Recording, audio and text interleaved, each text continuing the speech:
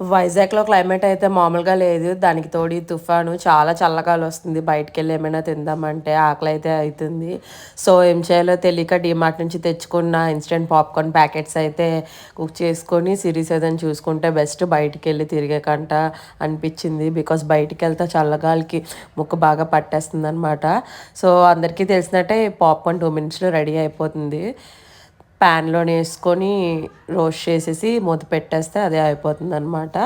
And చలికి మీరేం చేస్తారు? నాకైతే వేడివేడిగా ఏమైనా పునుగులు కానీ పకోడీ చాయ్ తాగాలని వద్దు, కానీ అసలు బయటికి ఇలాగ బండి ఎక్కామంటే మాత్రం ఆ గాలికి చెయ్యిలు కాలు బాగా ఫ్రీజ్ అయిపోతుంది అనమాట.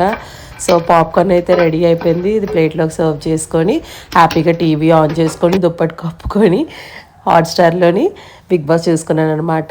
మీరు ఎలా స్పెండ్ చేస్తున్నారో నాకు కామెంట్స్లో చెప్పండి. Thanks for watching, keep supporting, love you all, bye.